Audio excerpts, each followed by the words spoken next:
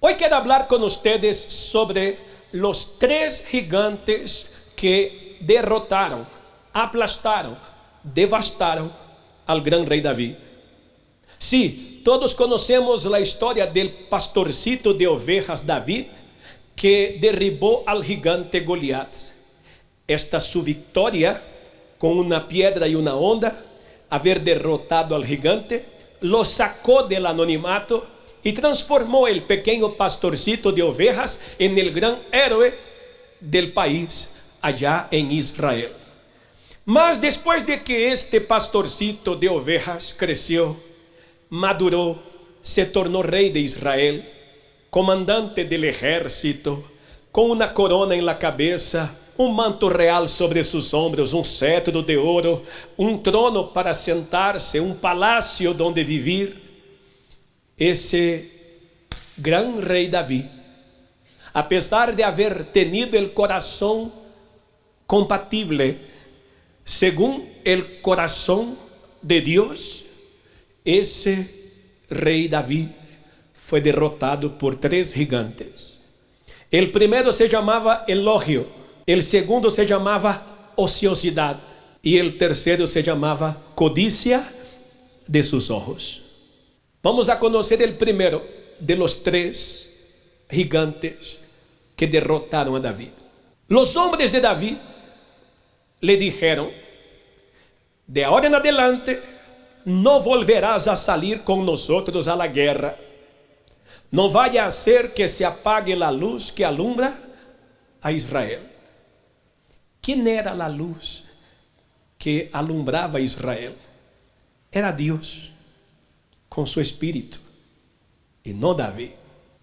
Mas los apapachos, los elogios que hicieron a él, lo hicieron sentirse importante, grande, quizá insustituible.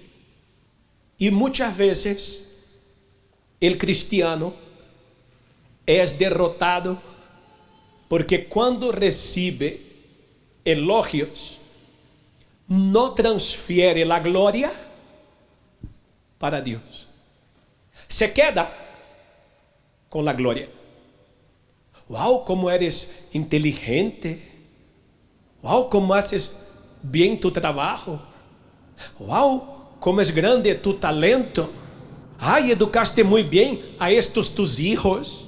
Qué hermosa y qué joven te ves. No aparentas la edad que tienes. Ay, qué tan experto y qué tan bueno eres en lo que haces. Te felicito. Eres realmente una persona extraordinaria.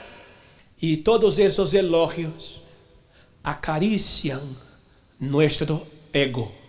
Y estos elogios embriagan. Una vez alguien decía: mujer, nadie te va a tratar con más delicadeza, nobleza y ternura que un hombre que quiere llevarte a la cama. Y es lo que vemos muchas veces. Cuando la persona quiere sacar provecho de otra, trabaja ¿con qué? Con elogios, con palabras bonitas. Usted tiene que entender que si es buena en algo, si tiene talento, si usted es elogiado porque es eficiente en su trabajo, si usted es bueno o buena en algo, toda la gloria sea para Dios. Ay, qué maravillosos son tus hijos. Gracias a Dios. Ay, qué joven y guapa te ves. Jesús, el Espíritu Santo me tiene así. Es Él que me da salud y juventud, y es Él que me tiene así. Ay, qué linda tu casa. Es Dios que por su misericordia me la dio condiciones y yo aquí la tengo, la casa donde vivo, y aquí guío mis hijos y mi familia cada día para que se acerquen a Dios. No podemos embriagarnos con elogios. Los elogios hacen que las personas se vuelvan arrogantes, prepotentes, creídas y a veces hasta insustituibles. Seamos humildes. Cuando el Señor Jesús comenzó a predicar sobre las virtudes necesarias para quien quiera integrarse al reino de Dios, lo que debe de haber en la persona para ser un ciudadano del reino de Dios, la primera exigencia, ¿cuál fue? Bienaventurados los humildes de corazón, porque de estos es el reino del cielo. Entonces, el primer gigante que derribó y aplastó y devastó a David fue el gigante del orgullo, del elogio, de embriagarse creyéndose tan superestrella. Seamos buenos. En todo lo que hagamos, hagamos con excelencia.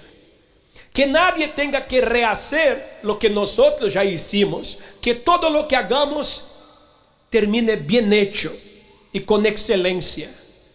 Mas cuando vengan los elogios, no toquemos en la gloria de Dios.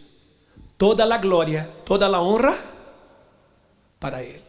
Por Él mis hijos están bien. Por Él yo tengo éxito profesional. Por Él está llena la nevera. Por Él tengo que vestir, que calzar.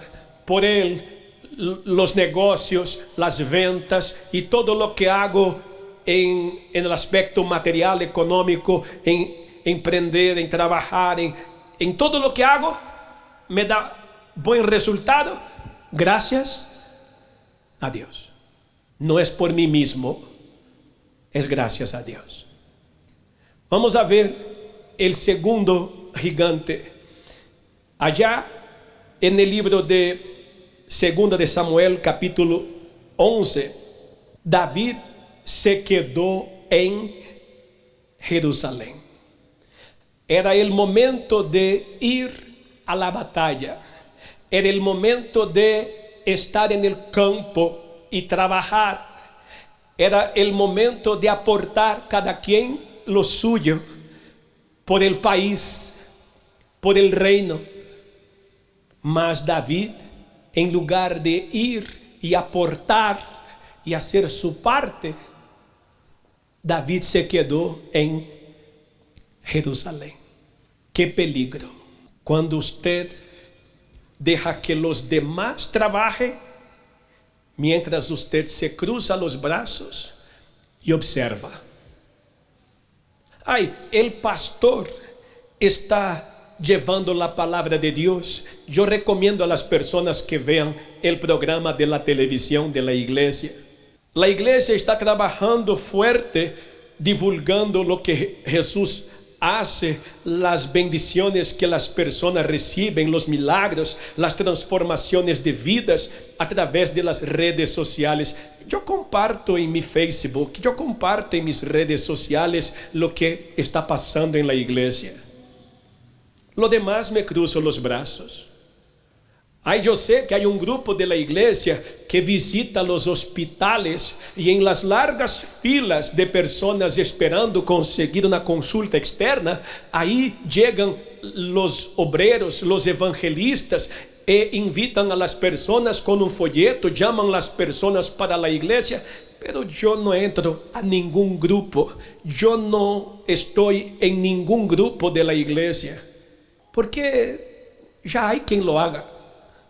Y David se quedó en Jerusalén con esta mentalidad: ya hay quien lo haga, ya hay quien trabaje, ya hay quien reme la barca. Yo me quedo aquí de brazos cruzados, disfrutando la navegación, disfrutando del viaje. Amiga, amigo, si queremos ser cristianos fuertes, que agrademos a Dios, tenemos que tomar los remos en las manos y ayudar a remar la barca también. No es suficiente que usted venga a la iglesia. Usted es la iglesia. Usted tiene que ser la iglesia. Imagínese un camión, un carro em uma subida, donde todos estão empurrando para que suba, para que avance. Há aqueles que vão empurrando porque querem que todo avance, e há outros que vão em cima apenas disfrutando o viaje. Qual de las duas pessoas é usted em la igreja? El que ajuda a empurrar, el que se dedica, el que habla de Jesus, el que lleva sempre folheto na invitação, el que habla a los afligidos, sufridos, necessitados, ou usted é el egoísta que solo mira para su próprio umbigo? Quem é usted? E o terceiro gigante, depois del elogio e de la ociosidade, era la codicia de sus ojos. Como ele se quedou em la ventana, allá em Jerusalém, passeando ocioso, com la mente vazia, cabeça vazia, é taller donde Satanás trabaja. El diablo espera ver a usted ocioso, para que ele comece a soplar diferentes pensamentos em sua cabeça. E soprou em la cabeça del gran rei David. Um dia por la tarde, mientras se paseaba por la azotea de su palacio después de la siesta, todos los demás estaban en la guerra, en el campo de batalla, trabajando para el reino y por el reino. Mas ele já havia dormido, despertado e ocioso passeava desde lo alto allá del palacio. Viu desde allí uma mulher muito hermosa que se estava banhando. Al preguntar quem era ella, le dijeron que se llamaba Betsabé e que era hija de Eliam e esposa de Urias, elitita. Este senhor era uno de los soldados más valientes, fieles en el ejército de Israel. Con su vida defendía el reino. Entonces David ordenó que la llevaran a su presencia, y ella se presentó ante él, y él la tomó y se acostó con ella. Después de tener relaciones con ella, ella se purificó y regresó a su casa. Pero Betsabé quedó embarazada, y cuando se dio cuenta, se lo hizo saber a David. David entonces planeó la muerte de su esposo para quedarse con ella, y trajo maldición para su casa y su familia. Él dijo al comandante del ejército: mira, en la próxima batalla, deja a ese hombre al frente, todos los demás soldados den un paso atrás, y que él se enfrente solo al enemigo y se muera con la espada del enemigo. Y cuando el hombre murió, David tomó la esposa para él. Ese hijo murió, que nació de ese adulterio, y después el hijo de David violó a su propia hermana.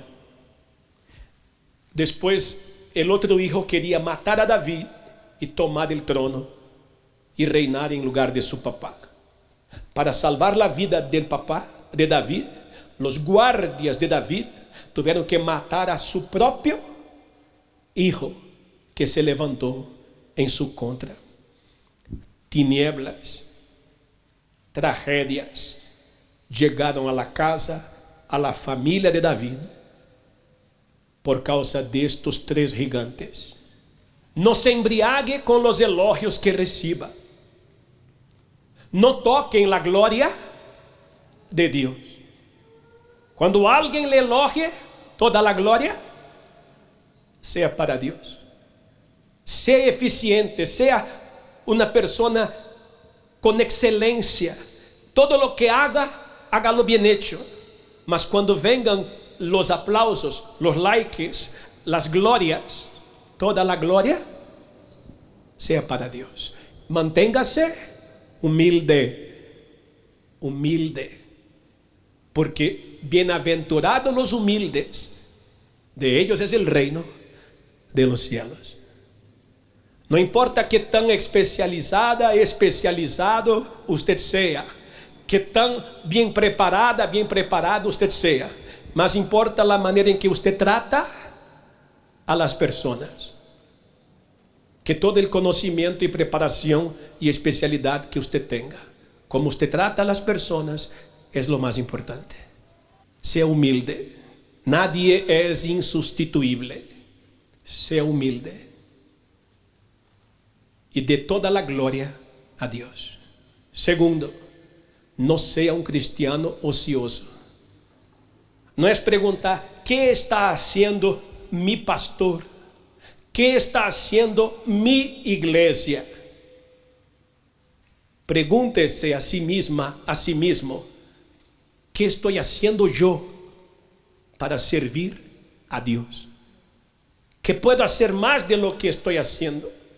¿En qué puedo servir? ¿En qué puedo ser más útil? ¿En qué puedo colaborar? A veces usted no tiene suficiente dinero para poder dar ofrendas mayores para sustentar la iglesia, mas tiene dos manos que funcionan. Usted puede dedicarse de alguna manera a servir más y mejor a Dios, integrándose a un grupo, llevando siempre con usted material, invitaciones, hablando de Jesús a donde vaya. Sea un cristiano activo, proactivo, alguien con quien Dios pueda contar. Y en tercer lugar, cuidado con lo que sus ojos ven. Cuidado con la codicia de los ojos. Cuidado con los sentimientos, con las atracciones. Ser tentados todos seremos. No podemos evitar que los pájaros vuelen sobre nuestra cabeza, pero podemos impedir que ellos hagan un nido en nuestra cabeza. Cuando vienen los pensamientos de cosas ilícitas, inmorales, deshonestas, erradas, entonces, así como cambiamos de canal el televisor, tenemos el control. No queremos ver aquello que está mostrando aquel canal, entonces saltamos para otro canal. Y si el diablo le está soplando malos pensamientos o está sembrando en su corazón, en su carne, malos sentimientos, sentimientos que le llevarán a la desgracia, a la tragedia espiritual, a arruinar su familia, su matrimonio, su reputación, su comunión con Dios, entonces huya de ahí, escápese de ahí, cambie su cerebro de canal y preserve lo que el cristiano tiene de más precioso, su comunión con Dios, para que tenga salvación eterna.